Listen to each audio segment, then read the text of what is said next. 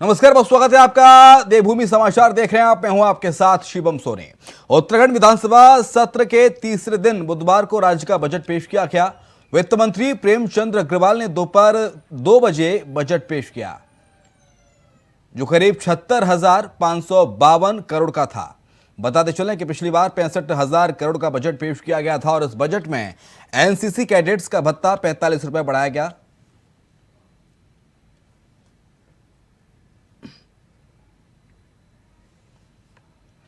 मुख्यमंत्री पुष्कर सिंह धामी से हमारे सहयोगी इस वक्त अभय केंद्र बातचीत कर रहे हैं, सीधे ले चलते हैं आपको। या स्वरोजगार के क्षेत्र में काम करने वाले हो, सभी के उत्थान के लिए और उत्तराखंड को आगे ले जाने के लिए इस बजट में प्रावधान किया। सर, एक आखिरी सवाल, राज्य के युवाओं को काफी उम्मीदें हैं, क्या निश्चित रूप से युवा केंद्रित हम लोगों ने बजट बनाया है, चाहे वो कोई भी क्षेत्र हो, उसमें युवाओं को प्राथमिकता दी जाएगी और बजट में भी दी गई है। बिल्कुल। मुख्यमंत्री पुष्कर सिंह धामी जी, जिनका साफ तौर पर कहना है कि युवाओं को लेकर ये बजट में खासा फोकस यहाँ पर रखा गया है और उम्मीद यही है कि राज्य के युवा इससे लाभान्वित होंगे और राज्य विकास के पथ पर अग्रसर होगा। कैमरामैन हसन के साथ अभय केंतुरा, इंडिया वाइज, भराड़ी। तो सरकार ने बजट पेश कर दिया। उत्तराखंड विधानसभा सत्र के तीसरे दिन बुधवार को राज्य का बजट पेश किया गया। वित्त मंत्री प्रेमचंद अग्रवाल ने दोपहर 2 बजे बजट पेश किया, जो करीब 76,592 करोड़ का था। बताते चलें कि पिछली बार 65,000 करोड़ का बजट पेश किया गया था और इस बजट में एनसीसी कैडेट्स का भत्ता 45 रुपए बढ़ाया गया। इसके साथ ही माध्यमिक शिक्षा के लिए 11 करोड़, वीरता पुरस्कार पर निःशुल्क यात्रा, शौर्य स्थल के लिए 1.5 करोड़ का प्रावधान किया गया है। इसके अलावा आंगनवाड़ी वर्कर्स के मानदेय में बढ़ोतरी की गई है। अंचल अमृत योजना में 10 करोड़, सीएम लक्ष्मी योजना में 19.25 करोड़ और नंदा गौरी योजना में 285.5 करोड़ का प्रावधान किया गया है। हरित विकास, युवा शक्ति पर जोर दिया गया है। तो उत्तराखंड के बजट की क्या खास बातें वो बता रहे हैं। पर्यटन के क्षेत्र में प्रदेश को नंबर 1 बनाए जाने की बात कही गई है। मिशन दालचीनी शुरू किया जा रहा है, ये बात इस बजट में कही गई। जल संरक्षण को बढ़ावा दिया जा रहा है। एनसीसी कैडेट्स का 45 रुपया बढ़ाया गया। जल स्तर मापक सेंसर स्थापित किया जा रहा है। आंगनवाड़ी वर्कर्स के मानदेय में बढ़ोतरी की जा रही है। आंगनवाड़ी वर्कर्स का 9500 का मानदेय रखा गया है। आंचल अमृत योजना में 10 करोड़ की बात कही गई है।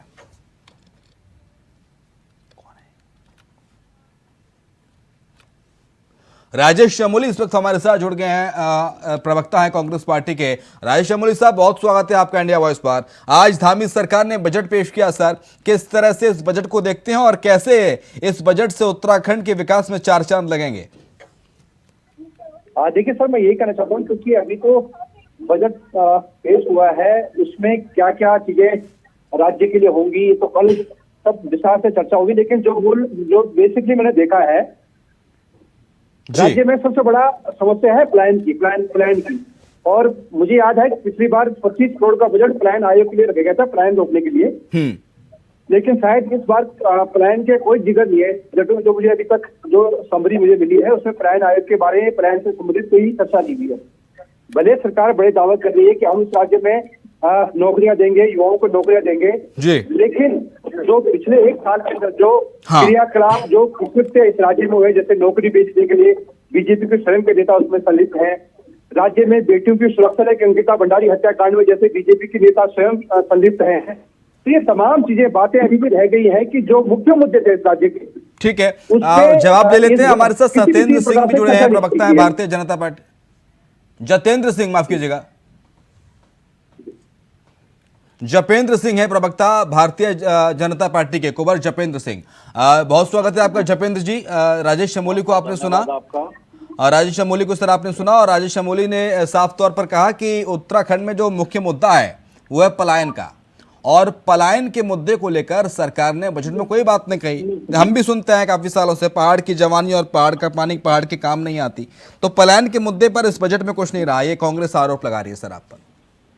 देखिए, कांग्रेस का काम मात्र आरोप लगाना रह गया है। हाँ। भारतीय जनता पार्टी की नीति ये पलायन की बात करते हैं। हम 25वीं वर्षगांठ में उत्तराखंड को एक अग्रणीय राज्य बनाने की दिशा में आगे बढ़ रहे हैं। हाँ। और निश्चित तौर पर जब संसाधनों का विकास होना है, यहाँ पे जो एक अपॉर्चुनिटीज नजर आएंगी, चाहे वो निवेशकों को, हमारे प्रदेशवासियों को, तो फिर वो पलायन का तो सवाल नहीं उठता। तो पलायन इनके लिए इसलिए चिंता का विषय है क्योंकि इन्होंने पलायन को राजनीति का साधन बनाया। भारतीय जनता पार्टी 100% पलायन रोककर, जो रिवर्स पलायन भी हुआ है, जो वापस आए हैं लोग, आज वो अपने काम काज में लगे हुए हैं, आज वो नौकरियों की जगह पर देश के विकास में अपनी भागीदारी निभा रहे हैं। तो निश्चित तौर पर लॉ एंड ऑर्डर की स्थितियां सख्त हुई हैं। अब इनका काम आरोप लगाना रह गया, तो ठीक है, इनके पास और कोई आधार नहीं बचा। लेकिन भारतीय जनता पार्टी 25वीं वर्षगांठ से पहले उत्तराखंड को देश के अग्रणी राज्यों की पंक्ति में शुमार करके प्रदेश को आगे ले जाने का जो काम कर रही है, माननीय प्रधानमंत्री मोदी जी के विजन के ऊपर माननीय मुख्यमंत्री जी और पूरी सरकार जो काम कर रही है, तो उसके अब नतीजे आने शुरू हो गए हैं और वो जनता उन चीजों को पसंद करने लगी है। रही है आज नई योजनाओं को जिस तरह से धरातल पर उतारा जा रहा है, कांग्रेस के जमाने में वो कागज में बनती योजनाएं, भारतीय जनता पार्टी के जमाने में वो धरातल पर योजनाएं उतर रही हैं। ठीक है, जवाब ले लेते हैं राजेश चमोली जी। जो सरकार ने लक्ष्य निर्धारित किया है, जो सरकार ने लक्ष्य निर्धारित किया है उत्तराखंड एट 25, उसके तहत सरकार लगातार आगे बढ़ रही है। पर्यटन के क्षेत्र में उत्तराखंड प्रदेश को नंबर 1 बनाए जाने की बात कही है। दालचीनी मिशन शुरू किया जा रहा है। आंगनबाड़ी वर्कर्स के मानदेय में बढ़ोतरी की गई है। 95 मानदेय दिया जाएगा। अमृत योजना में 10 करोड़ की बात कही गई है। लक्ष्मी योजना में 19.25 करोड़ की बात कही गई है। तो ये जो तमाम प्रावधान सरकार ने आज बजट में रखे, क्या कांग्रेस पार्टी से स्वीकार नहीं करती? क्या ऐसे उत्तराखंड के विकास में चार चांद नहीं लगेंगे? क्या उत्तराखंड एक बेहतर और समृद्ध प्रदेश नहीं बन पाएगा? आपको ऐसा लगता है? देखिए, पिछले 6 साल से बीजेपी सिर्फ कह रही है बजट हमेशा मतलब पेश होता है राज्य के विकास के लिए होता है, सभी जानते हैं। लेकिन आपने धरातल पे क्या काम किया? आप इन 6 साल में ये बता दीजिए कि हमने स्वरोजगार के लिए एक ऐसा मॉडल इस राज्य में स्थापित किया कि जिससे पलायन रुका हो। आप मुझे इस राज्य में 6 साल में ये बता दीजिए कि हमने शिक्षा के क्षेत्र में अपनी शिक्षा व्यवस्था इतनी अच्छी सुधार दी है कि जिससे जो प्राइवेट स्कूलों को हम हाथ दे पा रहे हैं राज्य के स्कूल। आप इसका बता दीजिए। राज्य में स्वास्थ्य सेवाओं की हालत ऐसे है कि आप श्रीनगर हो, पौड़ी हो, हल्द्वानी हो, हर जगह रेफरल सेंटर बना रखा है। और देहरादून का जो हॉस्पिटल है वहाँ स्वयं मतलब अव्यवस्थाएं फैली हुई है। हम चाहते हैं धरातल पर काम हो। जैसे ये बात कर रहे हैं कि पलायन की, देखिए प्लान सबसे बड़ा मुद्दा है इस राज्य का। अगर राज्य में प्लान रुक गया तो निश्चित रूप से राज्य का विकास होना स्वाभाविक है। आपको याद होगा जब कोरोना काल में कम से कम 10 लाख प्रवासी उत्तराखंड वापस आए थे।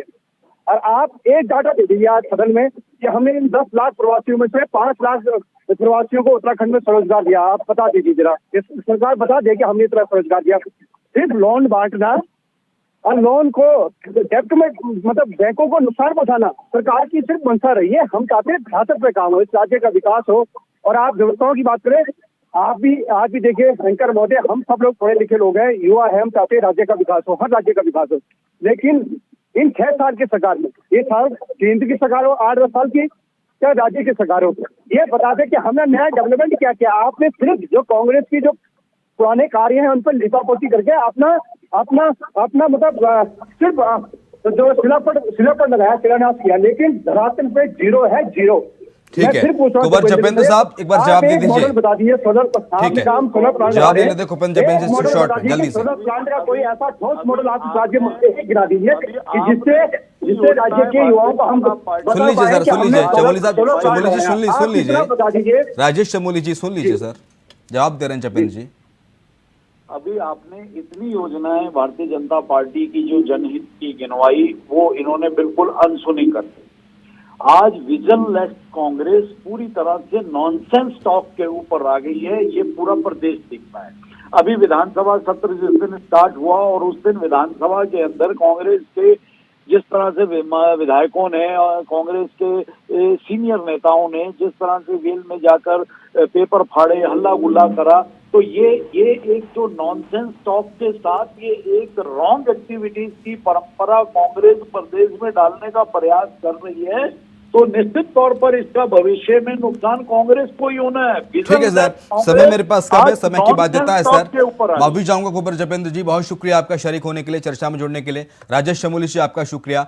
मुख्यमंत्री पुष्कर सिंह धामी ने बजट को ऐतिहासिक बताते हुए कहा कि सबका साथ सबका विकास उनकी सरकार की प्राथमिकता है। सीएम ने कहा कि शिक्षा स्वास्थ्य के क्षेत्र में भी बजट देकर उसे आगे बढ़ाना है। सीएम ने कहा कि स्थापना के 25वें वर्ष में जब उत्तराखंड पहुंचेगा तब सभी विभागों के सहयोग से सशक्त उत्तराखंड के लक्ष्य को प्राप्त किया जाएगा। सीएम ने कहा कि सभी विभागों के लिए बजट दिया गया, जिसमें पिछले वर्ष की तुलना में ये बजट 18% ज्यादा है। रोजगार बड़ा विषय है, लेकिन उस दिशा में भी बढ़ने का काम किया जा रहा है। जो हमारा संकल्प है, संकल्प नए उत्तराखंड का, उसको साकार करने वाला बजट है। और माननीय प्रधानमंत्री जी का जो मंत्र है, सबका साथ, सबका विकास, सबका विश्वास और सबका प्रयास, इसके आधार पर इसको पूरी तरह से तैयार किया गया है। ये पूरी तरह से समावेशी है, होलिस्टिक अप्रोच इसमें रखी गई है और हर वर्ग के उत्थान का इस बजट में प्रावधान किया गया है। कृषि है, स्वास्थ्य है, चिकित्सा है, उद्यान है, पर्यटन है, ऊर्जा है, शिक्षा है, कोई ऐसा क्षेत्र नहीं है। और विशेषकर से स्वरोजगार को बढ़ाने के लिए, जहां एप्पल मिशन में इसमें बजट का कई गुना पहले के मुकाबले प्रावधान किया गया है, वहीं कीवी मिशन में किया गया है, तिमूर में किया गया है, दालचीनी में किया गया है और 50,000 पॉली हाउस बनाने के लिए उद्यान में इसके लिए अलग से धनराशि का प्रावधान इस बजट में किया गया है। ये पूर्ण रूप से सशक्त उत्तराखंड और विकल्प रहित संकल्प उत्तराखंड को आगे बढ़ाने का, उस संकल्प को पूरा करने वाला बजट है।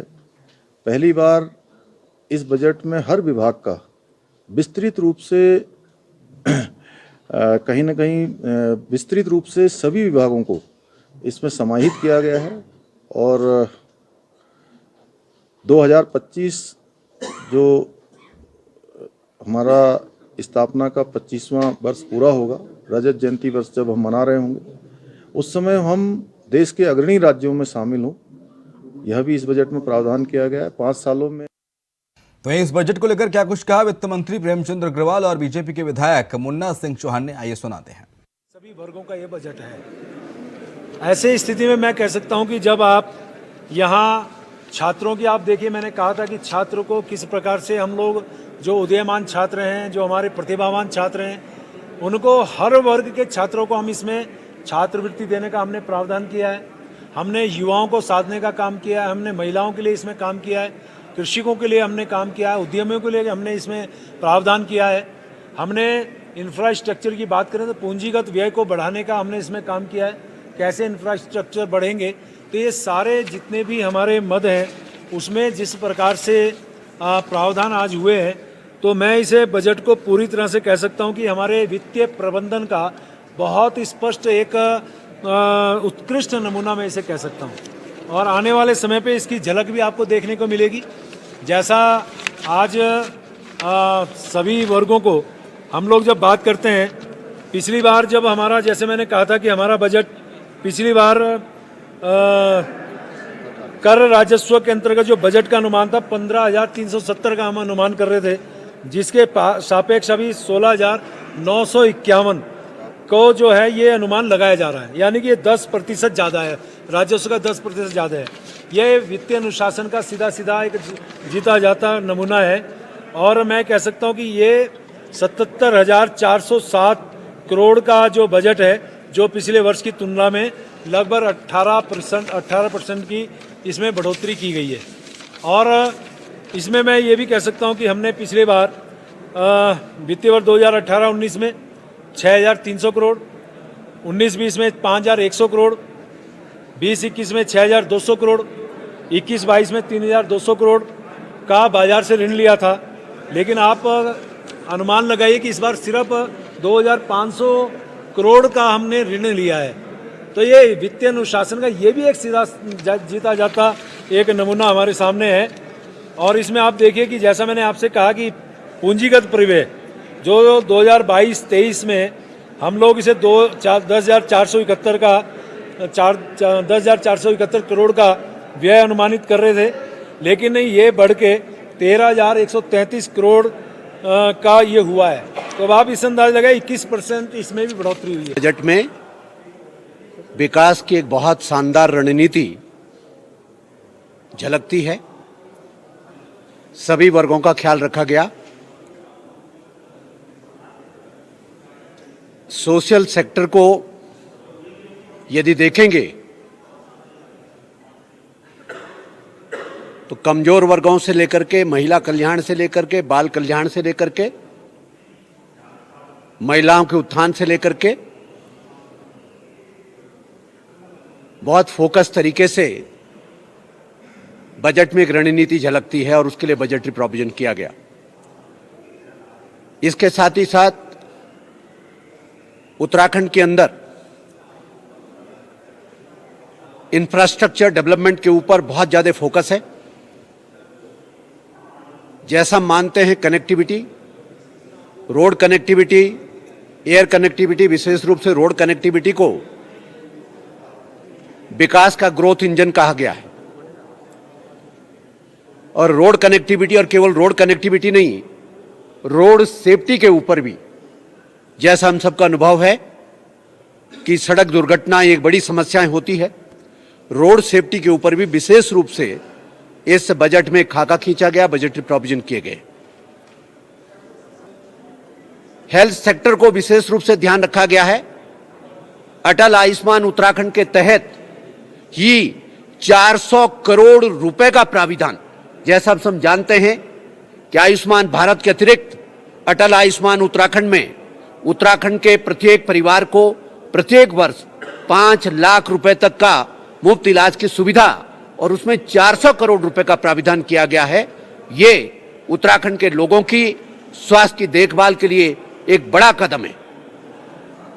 कुल मिलाकर के आज का जो बजट है, वो जो आदरणीय प्रधानमंत्री, देश के यशस्वी प्रधानमंत्री जी ने जो एक बड़ा विचार दिया देश के अंदर, जो उन्होंने कहा कि 21वीं सदी का तीसरा दशक उत्तराखंड का दशक है, तो आज का बजट 21वीं सदी के तीसरे दशक को उत्तराखंड का दशक बनाने के लिए एक मजबूत संकल्प शक्ति का परिचय है। और एक छोटे से ब्रेक ले रहे हैं, फौरन लौटेंगे।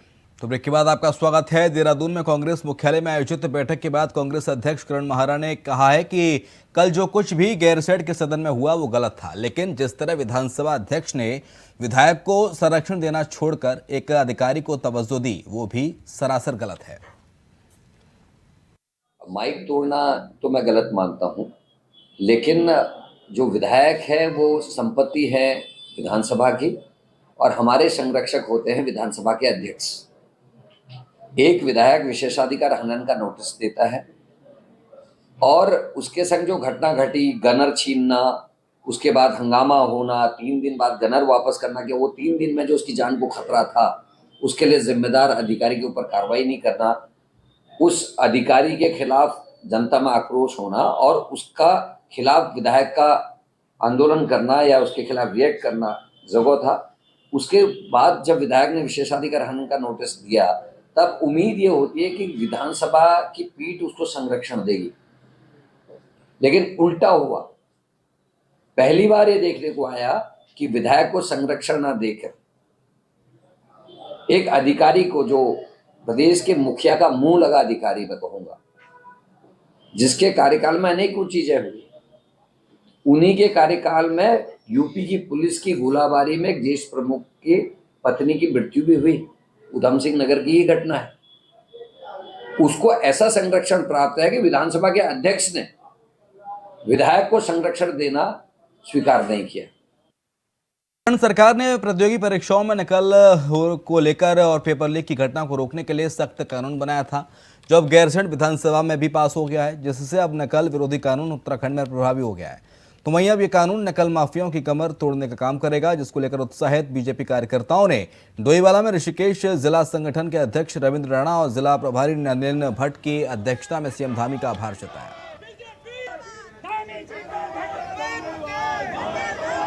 प्रतियोगी परीक्षाओं के अंदर एक नकल माफिया बहुत बड़े तौर पर हावी था, और जैसे ही माननीय मुख्यमंत्री जी के संज्ञान में सारी बातें आई, उस पर कठोर कदम उठाते हुए कई प्रभावशाली लोगों को और कई लोगों को जेल के अंदर भेजा गया। माननीय मुख्यमंत्री जी ने एक बहुत ही कड़ा कानून, नकल विरोधी अध्यादेश, पहले अध्यादेश के माध्यम से लाए, और आज हम सब लोगों के लिए एक ऐतिहासिक क्षण है कि गैरसैंण की विधानसभा के अंदर आज नकल विरोधी अध्यादेश को पारित किया जा रहा है।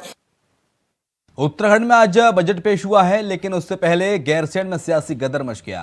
कांग्रेस के विधायकों ने सदन की गरिमा को तार तार करते हुए जमकर हंगामा काटा, जिसका वीडियो भी तेजी के साथ वायरल हो रहा है। देखिए।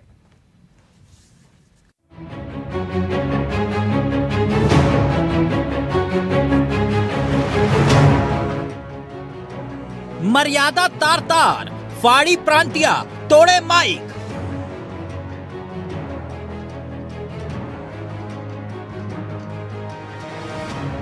कांग्रेस विधायकों ने काटा हंगामा।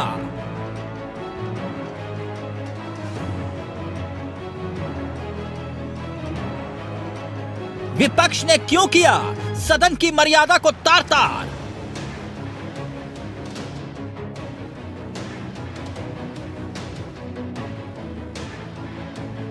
आखिर ये नेतागिरी या गुंडागर्दी?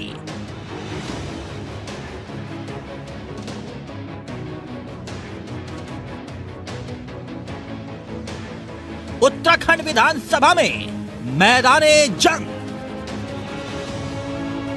उत्तराखंड में संवैधानिक मर्यादा का चीरहरण। उत्तराखंड में विपक्ष के नाम पर मर्यादा हुई तार तार। विरोधियों की सीना जोरी से छलनी हुआ सदन। सवाल ये, क्या उत्तराखंड में नेतागर्दी नहीं, गुंडागर्दी चल रही है?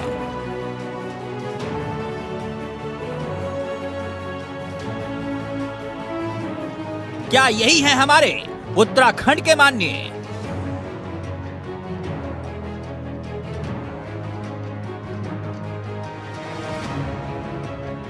जी, विधानसभा किसी भी लोकतंत्र का गवाह होती है। वो सदन जहां से प्रदेश की नीतियां बनती हैं, जहां से राज्य की प्रशासनिक व्यवस्था की नींव रखी जाती है।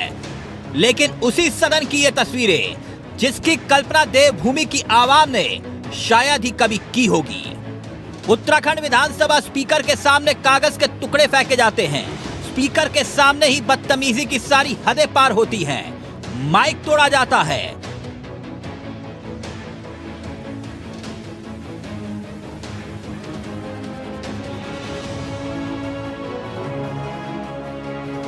पहली बार के हल्द्वानी के विधायक तो पेपर ऐसे उछालते हैं जैसे कि विधानसभा नहीं, बल्कि उनका अपना पर्सनल दफ्तर हो।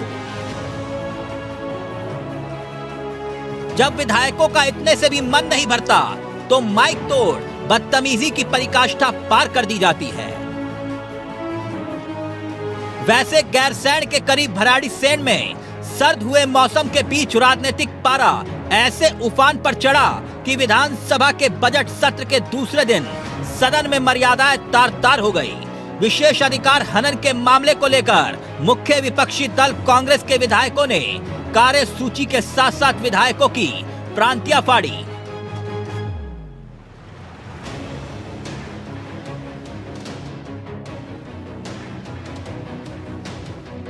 और पीठ की तरफ किताबें उछाली। यकीनन मान्यों का यह रवैया आज सवाल खड़े कर रहा है। प्रभारी सचिव विधानसभा की टेबल को पलटने का प्रयास होता है और माइक को तोड़ दिया जाता है। ऐसे में सवाल ये कि मान्यों की ये मर्यादा को तार तार करना क्या उत्तराखंड की सियासत में नई परंपरा का आगाज तो नहीं है? अभय कैंथुरा, इंडिया वॉइस, गैरसैंण। देवभूमि समाचार में इतना ही। खबरें लगातार जारी हैं, आप देखते रहिए इंडिया वॉइस।